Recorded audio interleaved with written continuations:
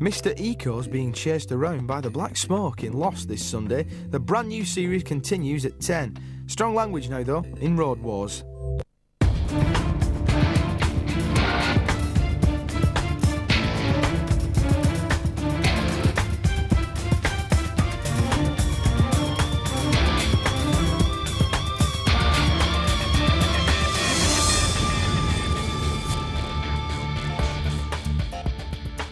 Chicago, on the banks of Lake Michigan, has a history of gang violence that made it America's murder capital.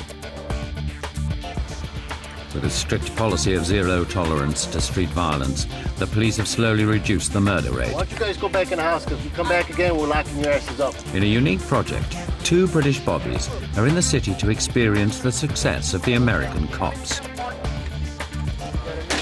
They're spending a month with the tactical gang unit of the Cicero Police, and already in the first 2 weeks have faced some challenging situations.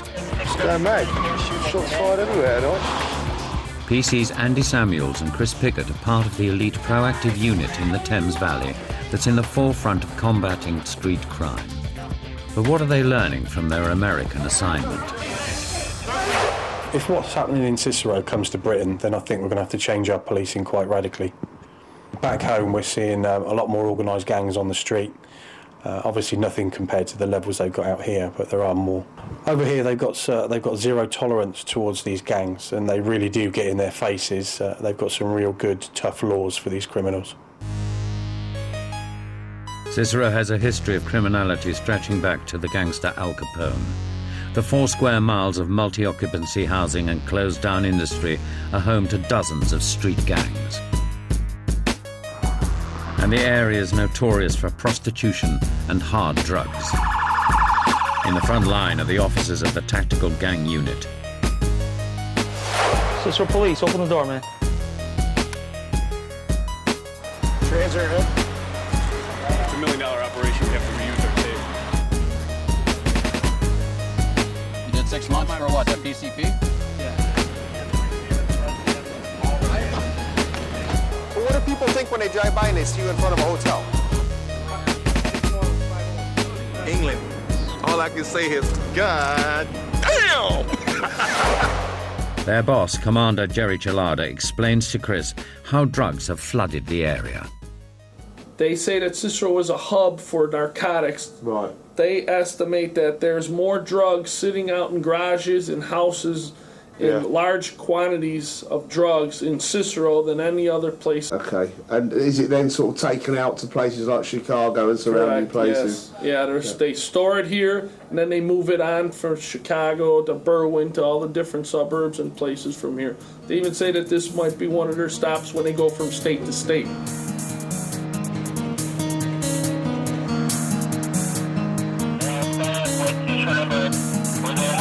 Detectives from the gang unit have disrupted a street drug deal, but the dealer has escaped on foot. Eric, Ace and Andy are rushing to join the hunt.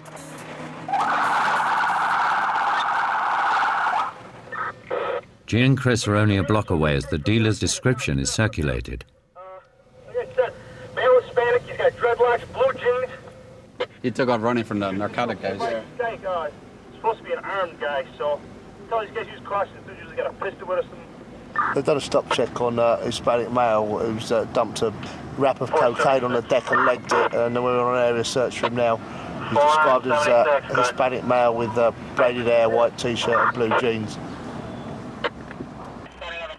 Knowing the dealer is close by, Ace decides to patrol on foot to flush him into the open.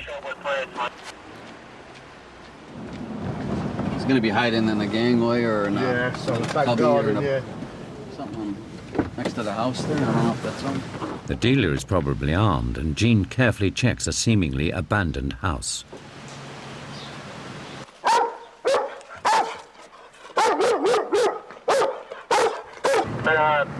No one's hiding inside the house, but back in the car, they hear the dealer's been trapped in a nearby basement. What are we getting out here? Where are we at? We're in the alley here, spot. Right off 476. Are you inside? Right there.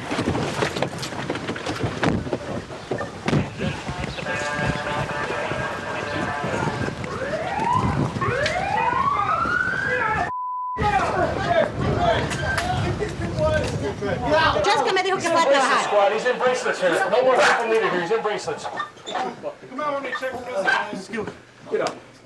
Get up! Yeah, look. That's it. He's the only one. Oh, he's got a home invasion charge, too. Listen, don't act stupid, okay? Get on your knees. Hey, Lupe, come on, guys. I think what's happened is one of the guys who's doing this area search has come across a mayor who lives in his house and said the bloke was downstairs in the basement. He's gone down there, he's been fronted up by him. There's a load of kitchen knives around. We know he's got a pistol, so he's called for assistance. He's jumped on him, put a bit of a bundle, and everyone's obviously legged it in here to assist. He's been nicked. He's going to be carted off. We've done a bit of running. I'll tell you what, it's much better wearing trainers than it is police boots. A lot faster and nice. After a 30-minute hunt, the detectives are relieved to have the dealer in custody. Hey, good dog, boy. We got you good. We got your mama. Flooding the area with the whole team has again proved an effective tactic for the gang unit.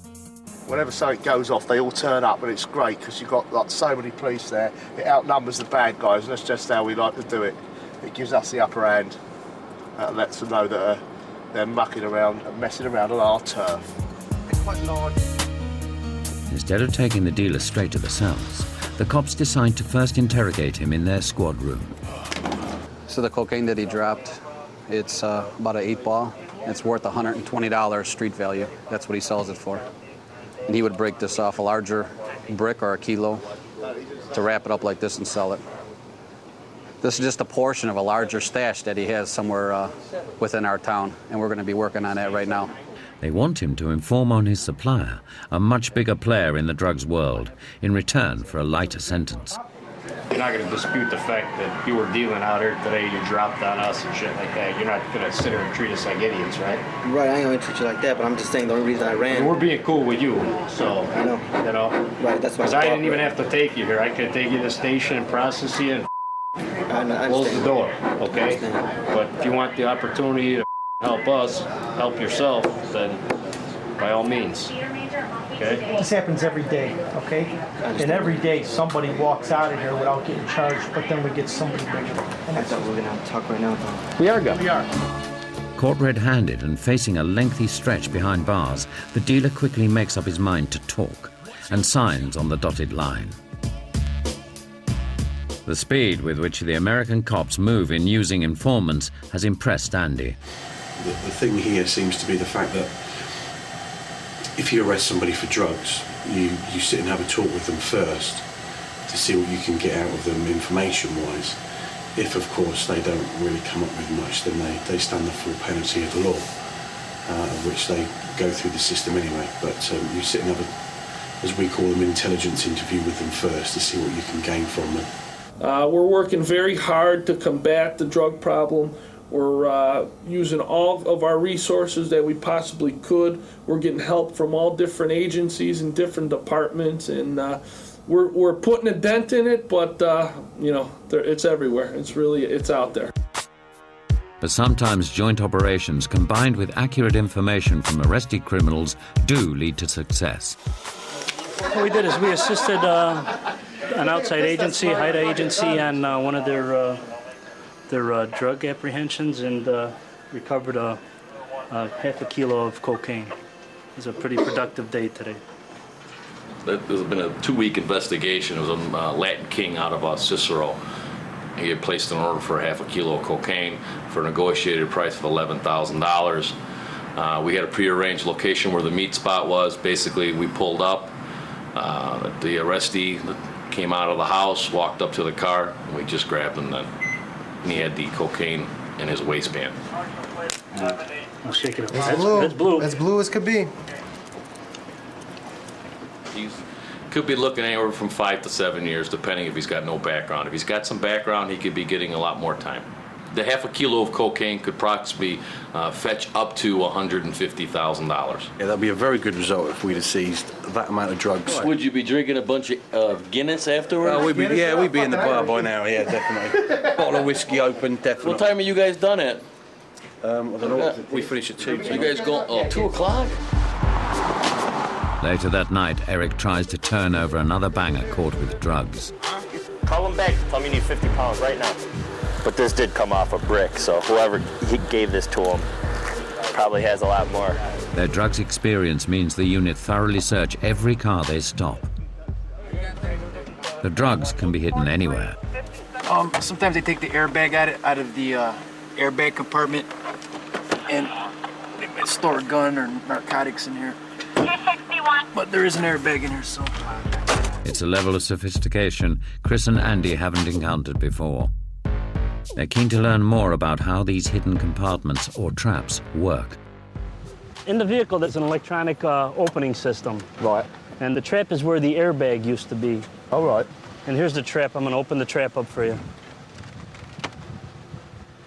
And this, lined it with foil as well? Yeah, they lined it with foil, and it goes back a little bit. Who found it then? Was that, did you have a bit of intelligence to say that they had it in there? Or?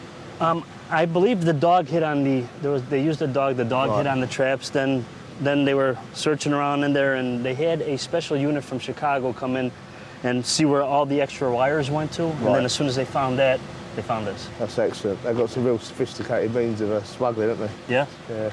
What was in there? Cocaine? Cocaine, yeah. After 3 weeks following the unit's crackdown, Andy has started to see the benefits in the American style of policing.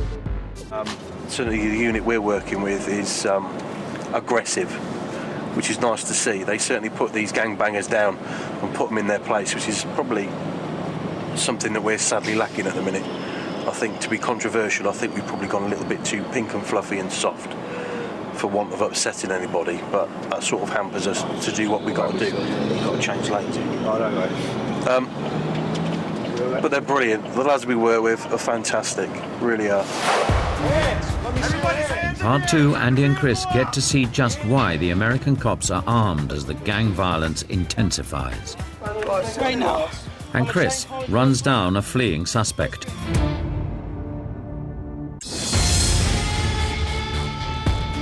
Two British bobbies have been invited to Chicago to see how the American police deal with crime. Their hosts, the tactical gang unit in Cicero, are the first response to serious crime in the area. Marcus, Donnie and Chris have been called to a burglary in progress at some flats. Burglary in progress, 1217 Austin. 17.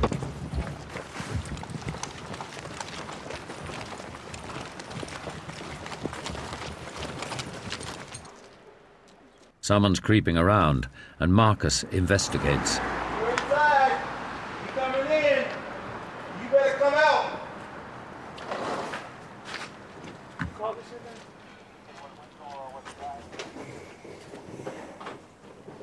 They know the burglar's still inside, and guns drawn, they check the building floor by floor.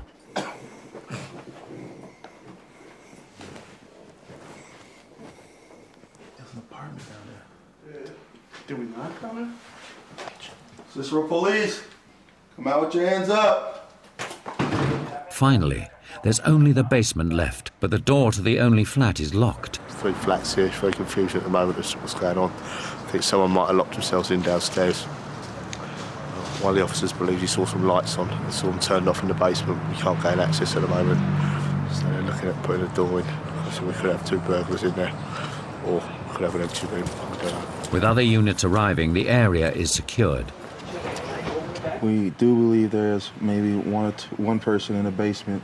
We heard some rambling around in the kitchen area upstairs. Maybe he snuck downstairs before we can get into the building. The landlord's on his way for the basement to give us a key to enter there to search for a possible suspect in the burglary. That guy on the second floor, he got burglarized. Okay, so you think it's one of these 3 keys? One of these 3. All right. So it might be, he says it might be this guy named Patrick, about 17 years old, male black. Yeah, he's the guy from upstairs. Using the landlord's key, they carefully open the door of the basement flat. Cicero Police. Cicero Police. Anybody in here, come out now where I can see you. Cicero Police. Hey, Patrick, if you're in there, you better get your ass out.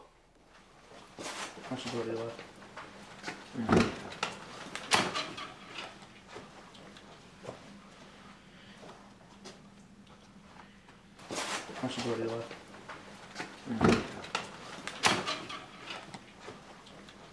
Put your hands up in the air. Hands up. Down on the ground. Down on the ground now. You alone? Get down. Get down. Get down, Patrick. All the way down on your belly. Put your hands on top of your head. Anybody else in there? No. What's your name? Patrick. Stay on your knees right there. Stay like that. Stay right there. Don't tell me you didn't hear us because you turned the lights off when you heard us. No, I was asleep. You turned the lights off when you seen us in the gangway knocking. I didn't see y'all, no one. Yes, you did. And that means somebody else is in here that you ain't telling us about. No one else in here. I'm in the hole by myself. Claiming to be asleep is a poor excuse for a burglar. It's at least the second time the youth has broken into the building and is well known to the residents. Today he got robbed. He got busted with the money and merchandise. He's the one who robbed you? Yeah, I got my money back, though. And that was it? You just got your money back and let him go? Yeah. That was it, huh? There was a burglar in the building before, and you were the burglar. So therefore, how'd you get in here? You ain't got no keys. The door was unlocked. The cops check out the youth's story on the radio. It turns out he's already wanted on warrant. Possession, delivering drugs. Uh-oh, Patrick, bad day for you, buddy. You got a warrant. He's also later charged with illegal entry. We'll be down at the county. Back on the streets, Chris isn't used to tracking down burglars at gunpoint, but understands why the American cops are armed. The burglary the other night, we all had their guns out. Puts the wind up you a little bit, but then they never know what they're going into. And it's quite easy to get hold of the old handguns out here, so you never know that, you know, Mr. 16, 17-year-old burglar's not going to have a gun. Thankfully, back home, that's a very rare occurrence. And that would aggravate the offence anyway if you caught someone for that, and it would lengthen any sentence they may get.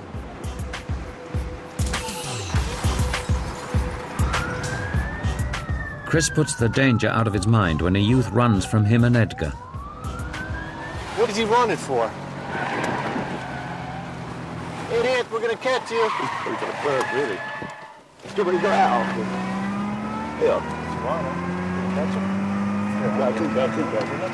Clutching hold of his heavy bag, the youth refuses to give up and Chris volunteers to catch him. Get in front of him and I'll jump out, we can call him.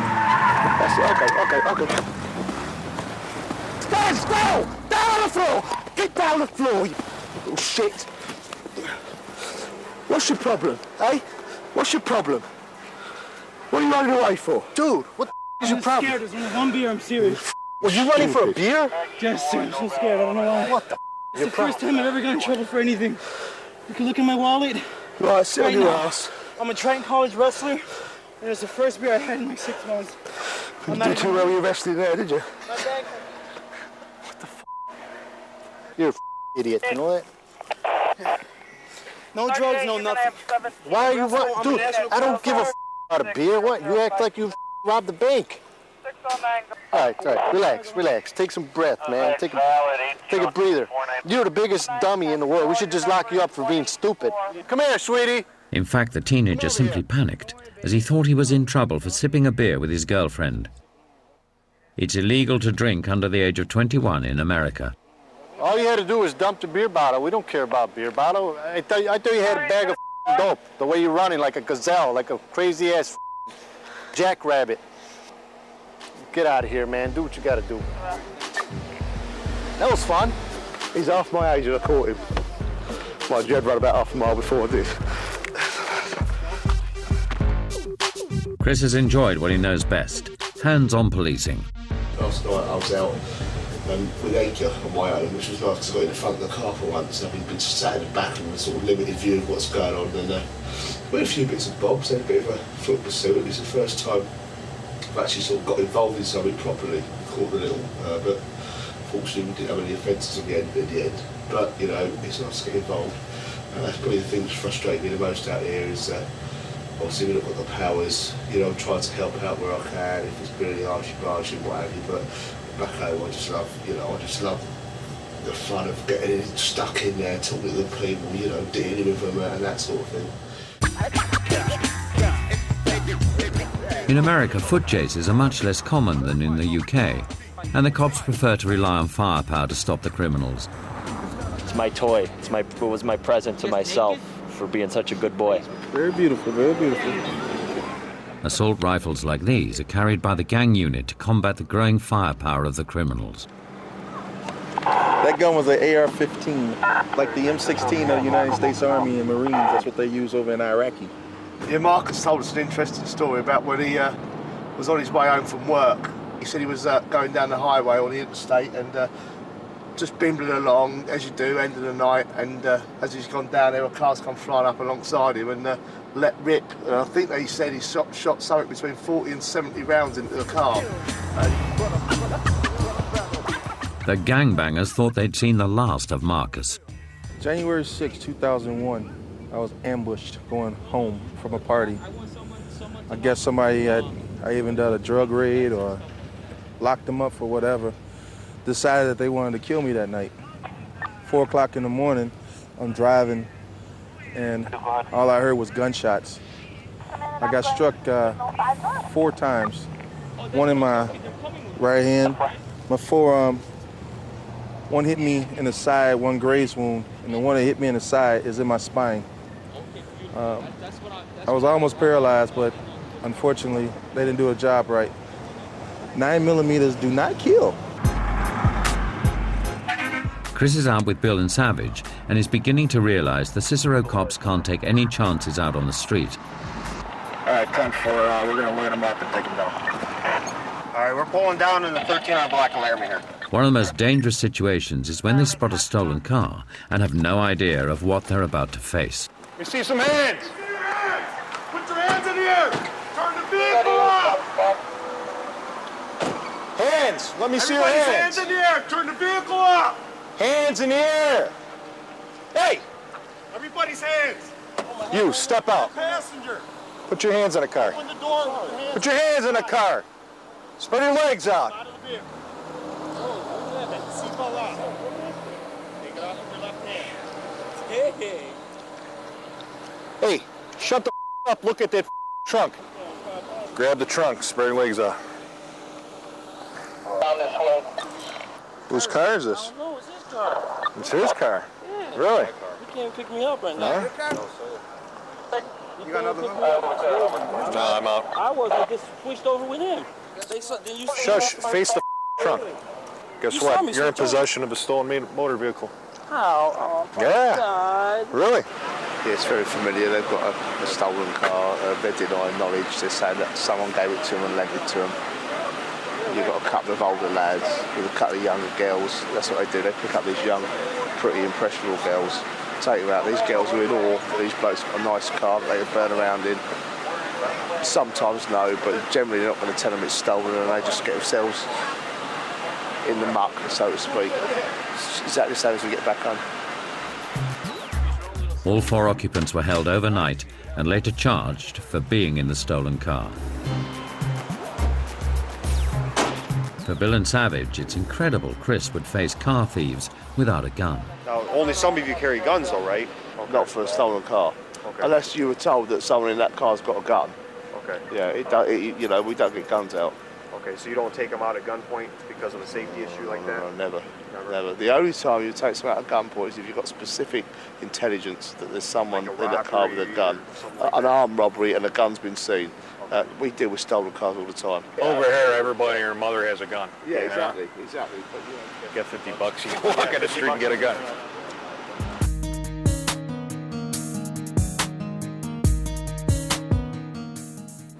Officer safety-wise, it's opened my eyes quite a lot. I mean, I think we've got it harder. We have it a lot harder at home on normal street stops because we don't have the PAs in the cars anymore like we used to, where we can call the occupants out of the car, so we don't have to put ourselves on offer. We don't have firearms, so we can't get people out, obviously under the threat of gunpoint and to get them to comply.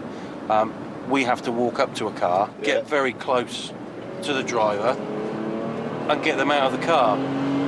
And then so we put ourselves on offer a lot more than the officers out here do. We ain't never scared. Out on the streets, the crackdown continues. The unit keeps up-to-date gang contact cards on each banger. It's a valuable intelligence tool, as Gene explains to Andy. We have gang members here.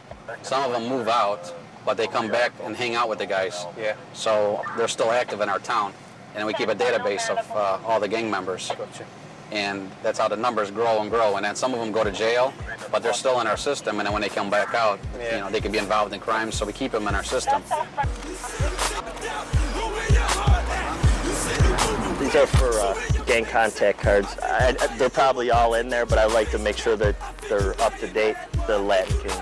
This is not really their area, but no one really claims this area, so there's no ongoing war between them and anyone over here so far. Through time, our gangs in Cicero here have changed. They get more violent through time. In the past, they were involved in, you know, typical fights where they fist fights and fights with baseball bats and chains, and now it's moved up to guns. Most of the gangs are involved with the guns, and they shoot each other. We have a lot of shootings, shots fired calls. They go to the other gang's neighborhood or turf. They pick out a rival gang member, and they just start shooting at him. Later that night, the inevitable happens.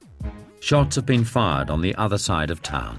Just going to shots fired. We're getting some kind of disturbance now. 5725th Street.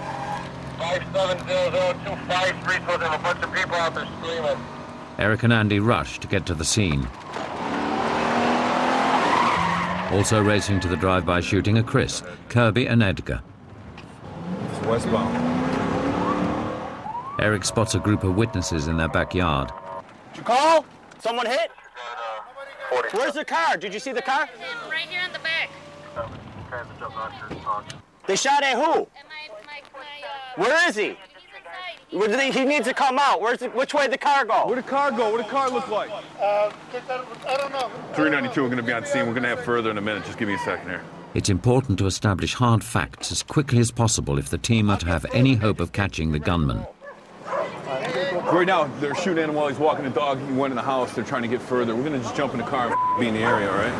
Tell him the longer he takes, the less chance we have of catching this guy. But it's looking more and more like a gang shooting, and if so, the intended victim may be unwilling to speak to the cops. They shot at you? Yeah. Where were you? I was walking down 2 blocks away. Which way did the car go? Straight. What street? Which way? Straight to Cermak. They went northbound? Yeah. What kind of car was It was a what color car? It was like a Caprice. A Caprice? Yeah. What color? It was a white, burned up Caprice, bro. Giving me a white Caprice that went northbound on Central Avenue. Kirby mistrusts the victim's description of the attack. Eric, was it a box Chevy or a newer? Box or newer? It was a fucked up Caprice. Like Was it the box style or the bubble style? The box style, you know? Like old style. Like It was the box Style, and he's saying it was the beer condition. Bullshit. Personally, I think he's lying. I think he's making the whole thing up. First of all, there's 3 in the car, then there's 4. First of all, it's a Chrysler. No, it's not. Come show me where you got shot at. Huh? Come show me where you got shot at. Where were you at? Come on, you're going to come with the officer. The independent witnesses are saying it's a completely different car. It's a silver car. Silver, what was it, Chrysler? Chrysler, also northbound. There's a possibility there could be 2 different incidents, but I don't think so. My guess is that one gang shooting at another gang, he's going to give us a bullshit information about what happened, or lie to us about what happened. It's a situation the cops find themselves in all too often. He's very apprehensive, and it's gang code not to speak to the police and to take care of their business on their own. That night, no one is found. By next morning, the story is a lot clearer. I don't think his family are aware that he's a gang member. It would appear that a rival gang has probably taken a few pot shots at him while he's been walking along the pathway.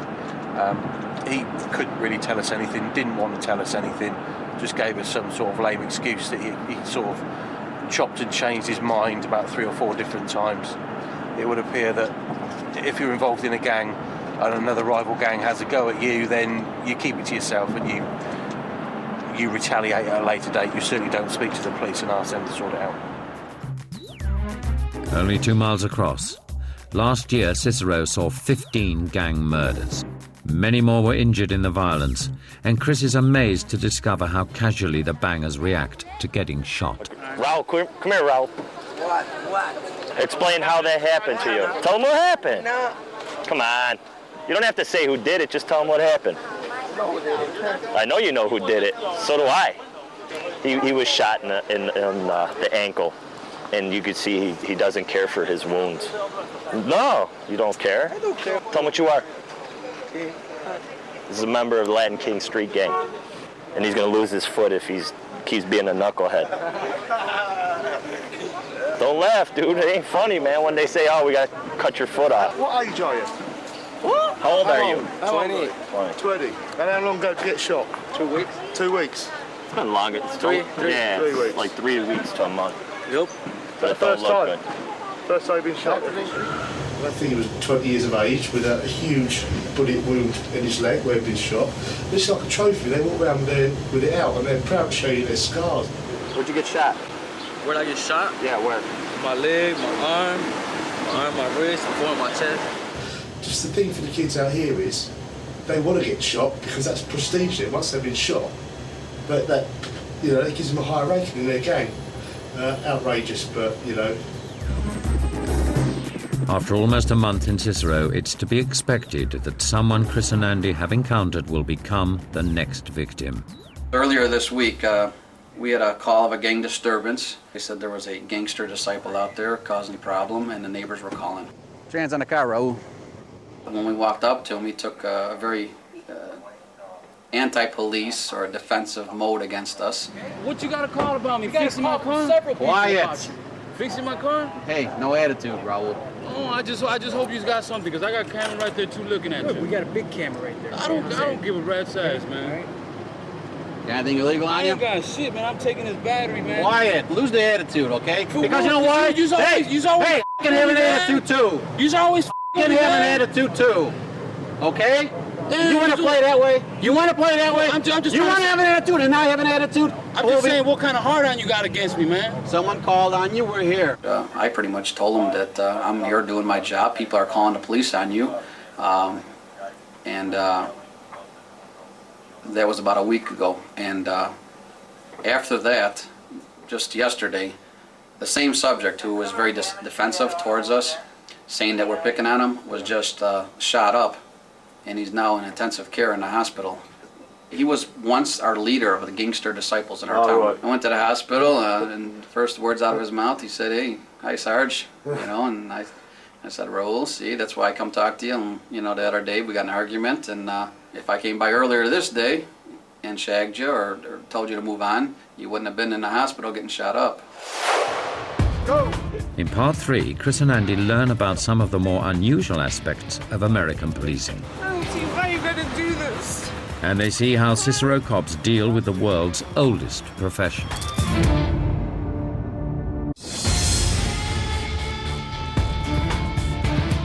It's the final week in Chicago for the two British bobbies learning about American policing. The continuing heat wave and growing tension on the street leads Chris to believe it's going to be a busy time. It's Friday night, we're on our way into work. We're slightly excited because it's been bubbling under all week, and I think we're going to have a big night tonight. I don't know exactly what we're going to get, but I'm sure they're all going to be out. It's Friday night, payday, everyone's out back home, everyone's the same here, they're going to be out, they're going to be spoiling for it. I think there'll be a few domestics, a few scraps. Chris's prediction turns out to be correct, as the unit are called to a bloody disturbance at an apartment. Oh, Jesus Christ.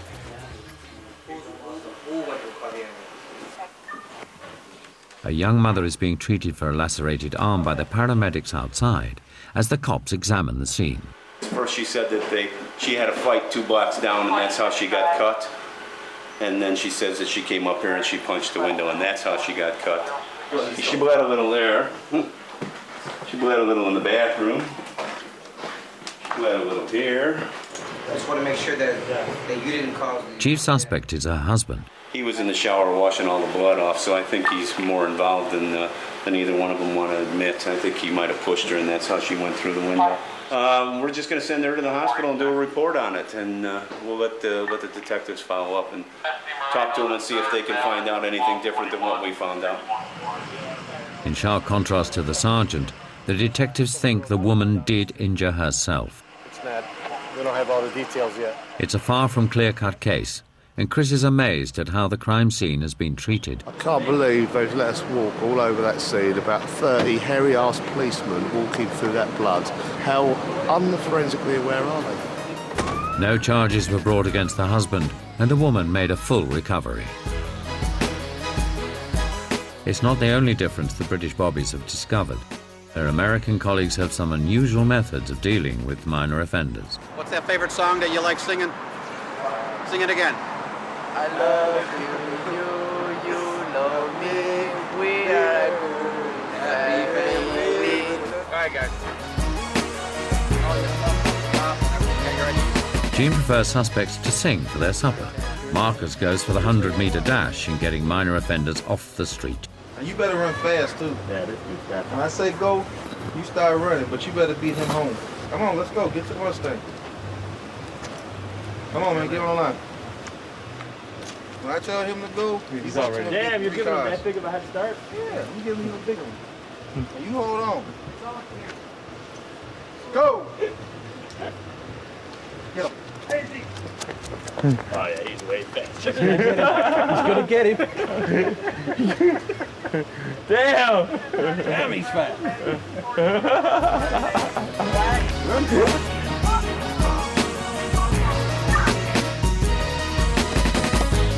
This style of instant summary justice continues when Gene stops a driver he's spotted picking up two young women. Come on up. You got insurance? Yeah, but I mean... It's in the glove box?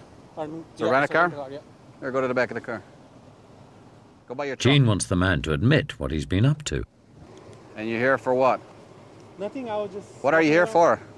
I'm from business, and I'm just... What business? You're driving on the street, la la la. Why did you pull over? I thought she wanted to ride or something. Yeah, he's got two hookers in the car he just picked up. Chris? Press. Press? Go to the front, stand next to her. Huh? What's with this? I just spoiled your evening. No, not really.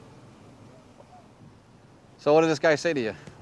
No, actually, he just pulled over. He wanted a date, but... Did he say, are you dating? Can I get a blowjob? No, he just asked if he could get a date, and then when we were going to talk about it, we were turning the corner, and there you guys were. So you guys didn't talk money for act or nothing? Nothing yet. And he wanted both girls? No, he didn't say. No? You know what you're doing, they know what you're doing, and we know what you're doing. So don't sit here and lie right? to him. Now it's a matter of how much trouble you get into. That's where it's at now. Just tell him the truth. I already told him. But I have no already intention told of him. doing anything. You're not telling me nothing. You're lying to me. You're making me look like a fool. No, I'm not saying it really is true, but so please understand. Tell me the truth. What would your wife say? She stay with you, or she divorce you?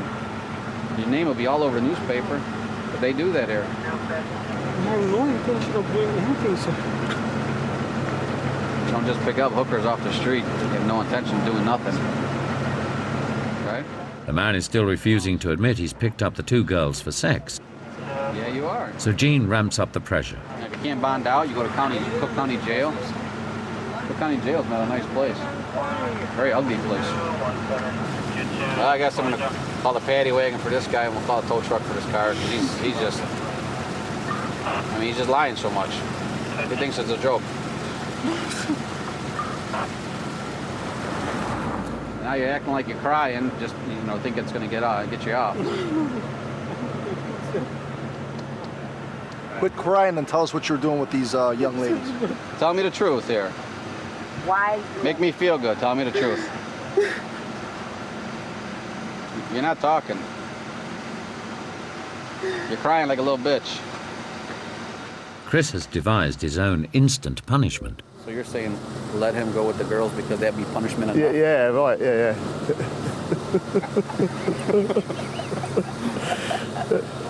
No, not that. Arrest me. No. Well, that's what we're gonna do. All right? Listen. Nobody came back with any warrants for their arrest. You should go to jail. You know that? If I ever see you come over here on Cicero Avenue anymore, you're gonna go to jail for sure, and we're gonna confiscate your car. Okay? You understand me? And I'm not lying. Okay?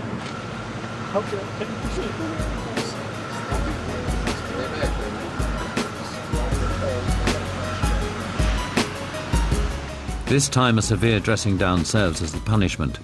But curb crawlers don't always get such an easy ride in Cicero. The way they work it over here is quite extraordinary. If a man is caught soliciting a prostitute, then they seize his car basically. He loses his car. If he wants to get it back, he has to pay something like $800. He also gets a fine and gets taken to jail. So quite an interesting way of dealing with it. The American cops have persuaded a prostitute to act as bait for men trawling through Cicero for sex in an elaborate sting. The thought of actually busting a prostitute and then getting them to work for you, I think is fantastic. Can't see it working with us back home. Looks like she's picked up a punter and taking him down the corner, around the corner. I think they're going to do a strike on it. The locals are going to do a strike on the car and pick the punter and her up. He's already in the back. Yeah, he's in the back of the truck. The punter is caught literally with his pants down. He's all ready. Put your hands on the car. Mano carro. What started out as a $50 date will end up as a $1,000 disaster. Cash raised from stings like this comes straight back to the police authorities. Because they're a very small police department, they don't get a lot of money. So the way they bring revenue in is through seizing these people's cars, these bangers and these criminals' cars, and doing it that way. And a lot of the stuff they do is not sort of imprisonable stuff, but they've got local bylaws where people get fines, and that's how they bring revenue into the police force here. It's a technique that's not just applied to curb crawlers. The law is also used against the gangbangers.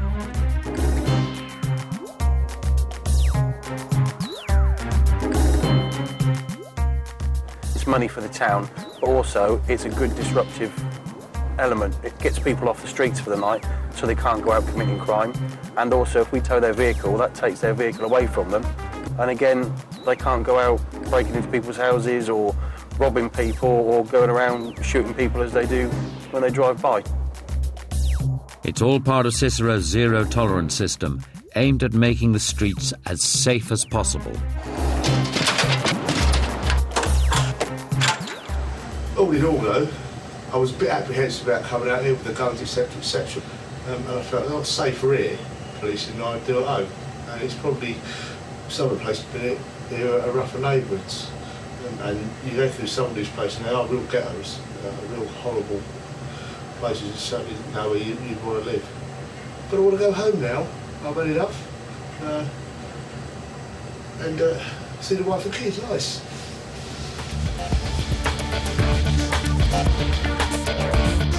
So what have Andy and Chris learned in their time in Chicago? I think the policing style that we've got over here is we want to work with the communities we police. Whereas I think in America, they just want to uphold the law. They've got laws, that's the law. If you break them, you're in trouble. We've gone too far one way with the pink and fluffiness. Yep. We've become far too pink and fluffy with people, and it's like a customer service-based thing now. They're aggressive over there. Somewhere in the middle is probably the ideal thing. It's swung too much one way, hasn't it? Okay, yeah, I mean, our tool of our trade is our mouth, and theirs is obviously their gun. That's the way they get people to talk, is by shoving a gun in their face. But there were some very interesting things we saw out there, was where some of the bigger dealers were stashing their drugs inside cars, taking out airbags and using secret compartments and stuff like that. And where they stash their guns, don't keep them at home. They're stashing them away from their houses in public areas. I found them a little bit technologically inept as well. I mean, most of them don't even know how to use an email on a computer. They don't go on a computer. They don't share intelligence with each other. It's all by word of mouth. They've not got the equipment that we've got in the cars. No. Possibly because they're a small force. Yeah, they're technologically advanced, allegedly, at this big, wonderful place, and they haven't got the stuff that we've got. Yeah. Technology-wise. God bless the UK, that's what I say. I don't know much about gambling, other than a trip to Southend last summer. That's got nothing on the Montecito, though, a place where